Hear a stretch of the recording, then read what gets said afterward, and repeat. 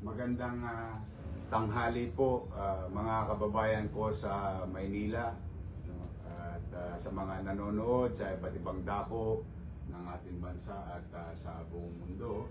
Ito po ang inyong lingkod, ang aking first day and first hour of assuming the office of the mayor, no? Pagpapasensyaan niyo po muna kung baka mahina ang audio namin dahil ang ginagamit lang po namin ngayon ay ang cellphone. Dahil po yung mga naiwan sa aming gamit dito, nakasalpak po lahat sa usasa. But pagka ganun pa man, that's the least of our problem.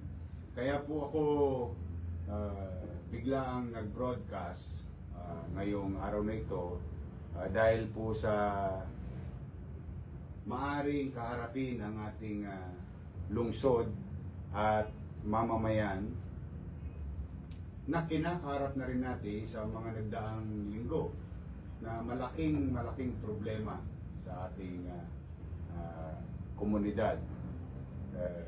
Kaya minabuti ko na kahit through cellphone man lamang ay maipabatid sa inyo ang tunay na sitwasyon na ating lungsod patungkol sa hinaing ng taong bayan, tungkol sa basurang nakatambak sa bawat avenida, boulevard, highways, eskinita, mga kalyehon at sa sulok ng ating lungsod. Yung pong nakikita natin problema at ipinarating nyo sa akin problema, yun naman po'y nababasa ko for the past so many weeks. Kaya lamang po, ipagpaumanin ninyo, hindi ko naman po yun matugunan, bagamat ako'y hinalal nyo na, sapagkat ngayong oras lamang na ito, ako nagkaroon ng full authority to manage the city and the people. Ayoko naman pong pangunahan yung mga nakaraan sa kanilang dapat gawin sa inyo. Magkaganon pa man, yung pong nakita ninyong suliranin ng basura ay mas mabigat pa pong problema.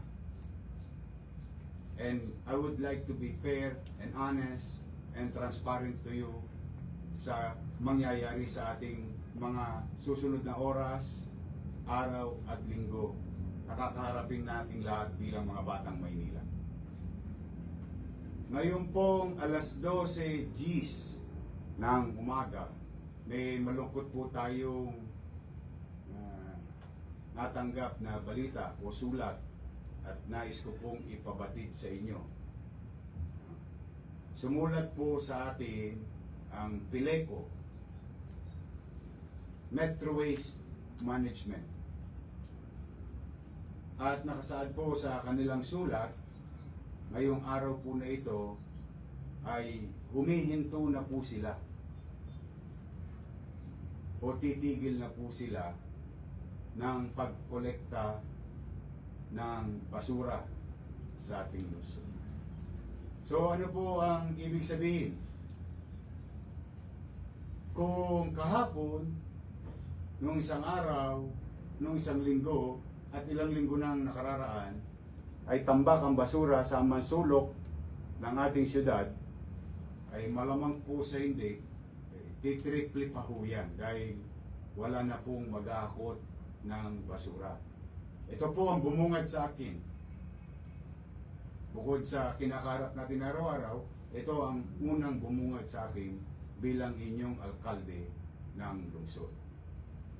Nakasaad po rito, katulad ng nasabi ng Pileco, and let me read it to you.